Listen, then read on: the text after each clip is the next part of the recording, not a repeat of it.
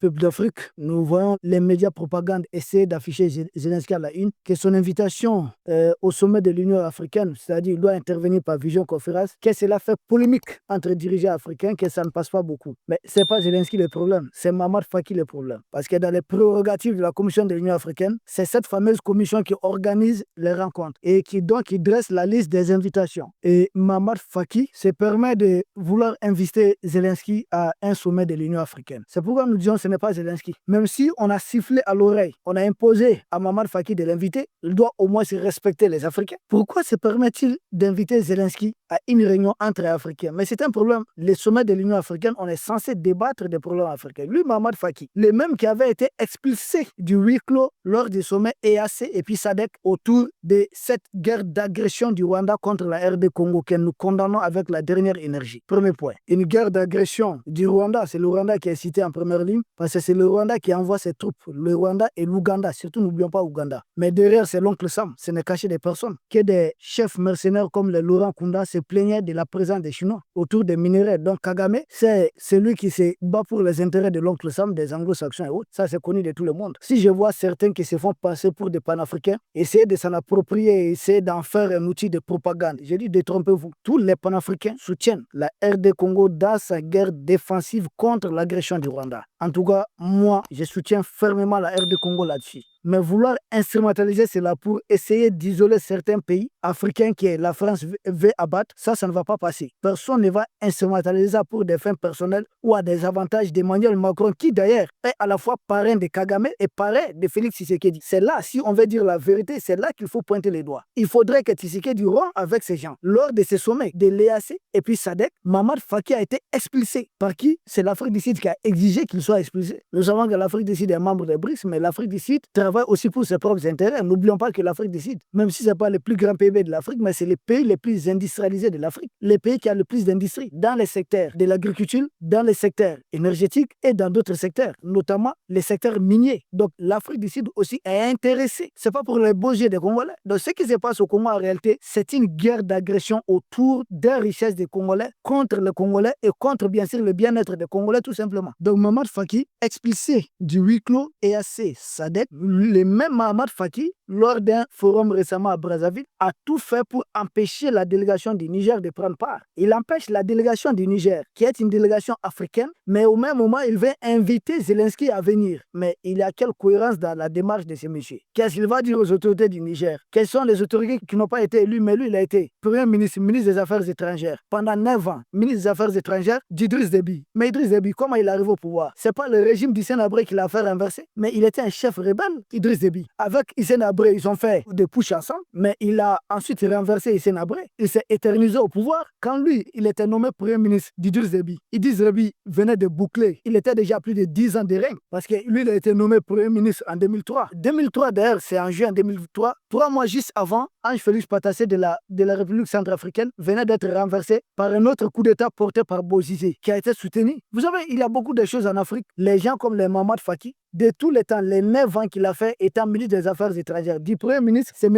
Reton, ministre des Affaires étrangères. Les 9 ans, il était à la mission de qui? Il a travaillé pour qui? Il a été de toutes les combines contre l'Afrique. Il a couvert la venue du rebelle Jotodia au pouvoir. Il a couvert tout ce qui s'est passé en tant que chef de diplomatie. Et il a été récompensé par quoi? Depuis 2017, il est président de l'Union africaine. Lui, c'est Mamad Faki, expulsé du sommet EAC SADC. Lui qui décide d'expulser les autorités du Niger et aller place pour le sommet de l'Union africaine. Il décide de convoquer Zelensky pour qu'il intervienne en visioconférence. Mais c'est un sommet de l'Union africaine. Est-ce parce qu'un pays africain est en guerre, lors du sommet de l'Union européenne, on va permettre que des Africains interviennent en visioconférence? On est un peu dans ce cas de figure. Il faut être des gens comme le Mamad Faki, à son âge, lui qui est de 1960. En 2025 encore, il se bat pour avoir un portefeuille. C'est-à-dire, après avoir quitté la Commission de l'Union africaine, il se voit déjà peut-être un vrai opposant au président tchadien, ou il sera préparé peut-être à être son poulet, ou il se voit projeté à la tête d'une fameuse mission humanitaire contre d'autres pays, où il se voit encore projeté au niveau de l'ONU. Ils sont dans ça. Son parcours est connu de tous. Et il dit qu'il va inviter Zelensky là où il expulse des Africains à un sommet africain. Ce ne sont pas des dirigeants, c'est des États qui sont membres de l'Union africaine. Ce ne sont pas des dirigeants.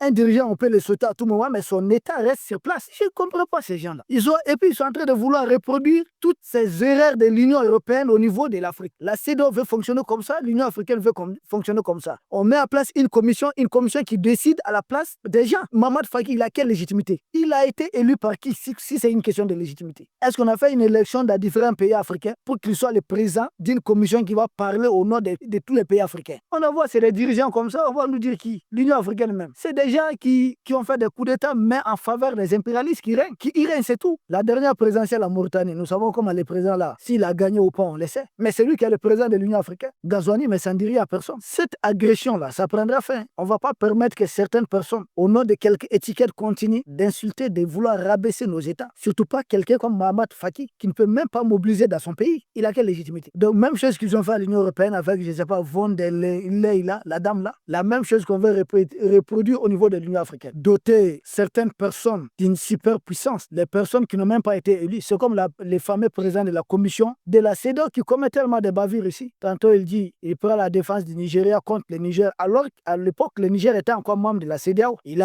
s'affiche clairement. Je prends parti d'un tel pays de la CEDEAO contre un tel autre pays de la CEDEAO. Et ça s'appelle président d'une commission. Bon, c'est des gens comme ça qu'on envoie dans ces institutions sous-régionales pour faire les affaires tout simplement de ceux qui les ont envoyés. Et ceux qui les ont envoyés, eux aussi, sont des émissaires d'autres. Ils sont des gouverneurs, ils sont des préfets d'autres rangs. L'Afrique, on n'en a pas fini. Nous avons encore du chemin à faire devant nous. Bon, d'aucuns me diront peut-être qu'il y a de l'espoir que Mamad Faki, à bout de son mandat, il part dans quelques jours et qu'il y aurait un autre président de l'Union africaine. Je vous assure que c'est la même chose. Les 3 potentiels candidats pour sa succession, en tout cas, c'est dont nous avons les noms. C'est qui en tête, qui est peut-être le favori pour le moment, c'est Raila Odinga. Odinga, c'est qui? C'est l'éternel opposant au Kenya. 5 fois candidat malheureux à la présidence. Il a 80 ans. Et lui, c'est un potentiel candidat pour arriver à la tête de la Commission de l'Union africaine. Et il a la bénédiction, logiquement, de son président, William Ruto. Parce que ce dernier va se voir, en tout cas, offrir l'opportunité de se débarrasser d'un candidat de trop, d'un rival de taille, en le laissant tout simplement au niveau de l'Union africaine. Parce que Raila Odinga avait déjà déclaré son intention d'être président au Kenya. Donc, il se voit offrir la chance de se débarrasser d'un rival potentiel, un rival de taille qui connaît les girons de la présidentielle au Kenya. Est-ce qu'on va offrir cela à ces derniers comme un cadeau? C'est l'oncle Sam, de toutes les façons, qui est derrière, plus l'Union européenne qui est à la manœuvre pour essayer de donner certaine visibilité à Zelensky au niveau de l'Afrique.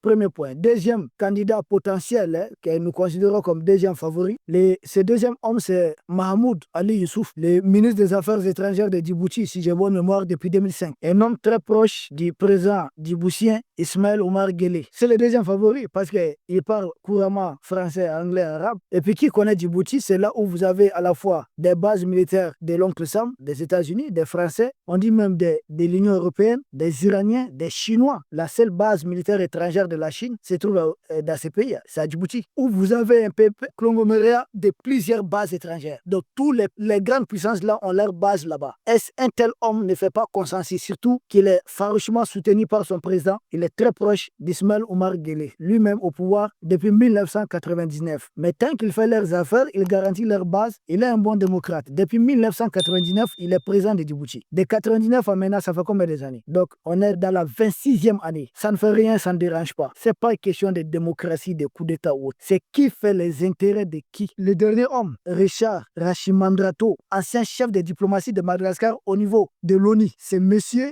qui est resté à son poste de mars à octobre simplement. Il a été limogé. Pourquoi limogé? Parce que pour avoir voté une résolution des Nations Unies contre ce qu'on appelle l'annexion des risques de l'Ukraine. Sans consulter son pays, qu'il a pris cette décision de façon unilatérale. Alors, qui avait poussé ces messieurs de voter contre l'avis des autorités de son pays? Raison pour laquelle il a été limogé. Et lui aussi, il est candidat pour être président de la Commission de l'Union africaine. Et là encore, on est tombé très bas. Pour terminer, peuple d'Afrique, c'est comme l'autre, la Mamad Faki, qui sent son départ proche. Il veut montrer à ses maîtres qu'il peut encore faire accomplir des nobles missions pour eux. Et pour cela, leur enfant chouchou, Zelensky, il doit les faire intervenir lors du sommet de l'Union africaine. C'est un peu cela. Il veut marquer les derniers points pour espérer avoir une autre promotion. Et dans cela, demander à Mamad Faki et toutes ces guerres en Afrique. Qu'a-t-il fait étant président de l'Union africaine pour que des Africains puissent intervenir dans tous les autres forums, plaider pour la paix en Afrique? Rien. Donc, vous savez pour qui il travaille au niveau de l'Union africaine. Le même monsieur qui empêche certains Africains, qui bâillonnent des Africains, mais qui veut tendre son haut-parleur à l'enfant chouchou de ses maîtres. On est un peu dans ce cas de figure. Les autorités du Niger